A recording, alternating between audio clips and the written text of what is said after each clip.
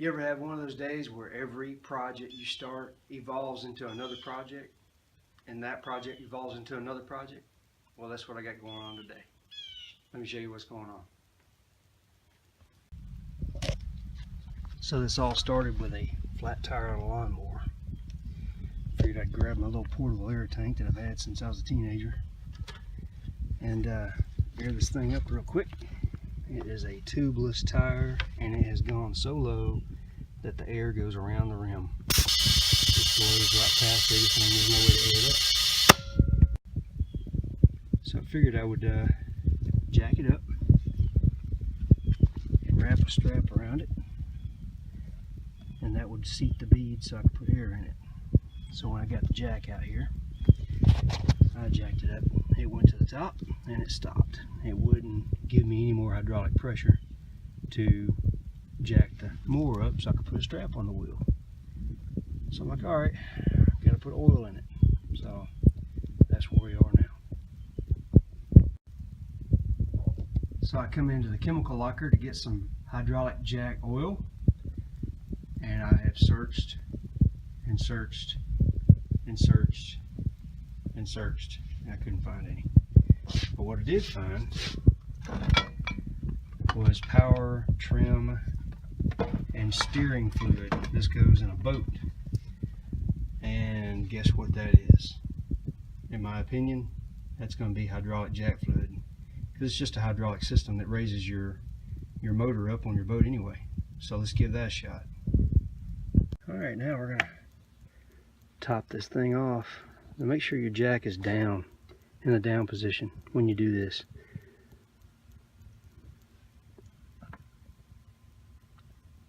Boy, she's low.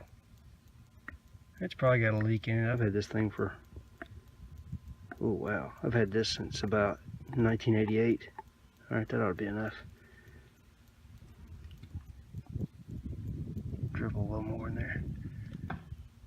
And let's put the cap back on, and we'll check it out. Get problem number one out of the way. Okay.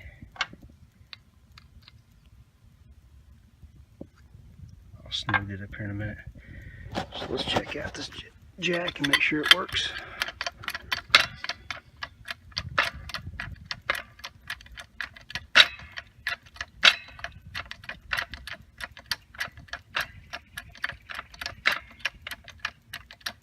Now is the test. It's actually contacted the mower now, and it's lifting it, so that's all that's wrong with it.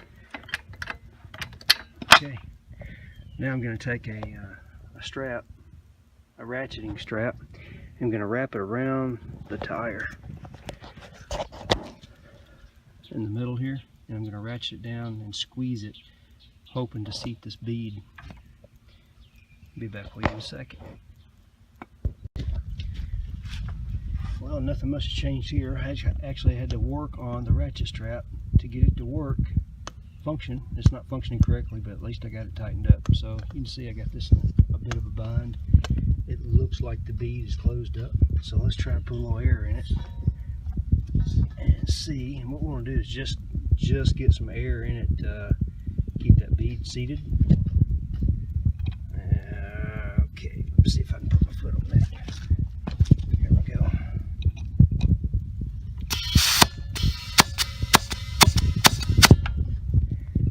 That's going to work.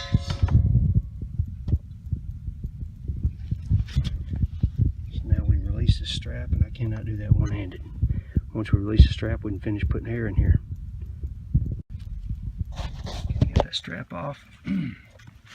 And I verified that the air is not coming out, so I'll let the jack down.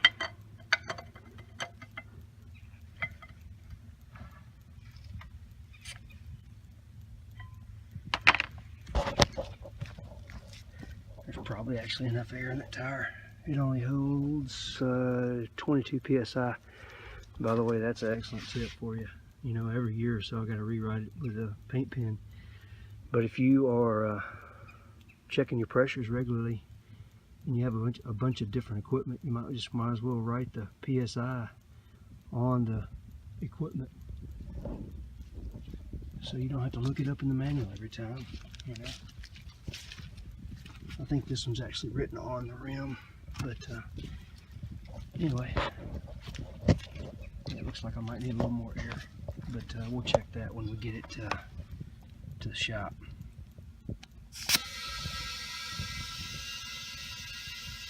But right now, I kind of need to figure out where it's leaking. Oh, I can hear it. Let me tell you what, I've got some chestnuts. I got a chestnut tree over here, and it's got spines all over them. I've always been afraid that if I ran over one, I'd get a flat, and I think that might be the problem. But let me go get that soapy water and see where this hole is. Well, that wasn't too hard to find.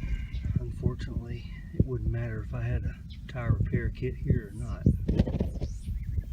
Got a little bit of a slice in there. See, I think. So I guess I'll take this off and take it to the tire shop, and since it's not a car or a truck and not roadable, they might be able to patch that. That's a tubeless tire, so they'll probably throw a patch on there for me on the inside. Get me back running. Not like I need it. It's the end of October. It's rained for, what, 3 days solid, and it's sprinkling on and off today, so the grass is going to take off. But maybe it'll be dry enough by Friday if I need it, I can cut the grass. Y'all have a good one.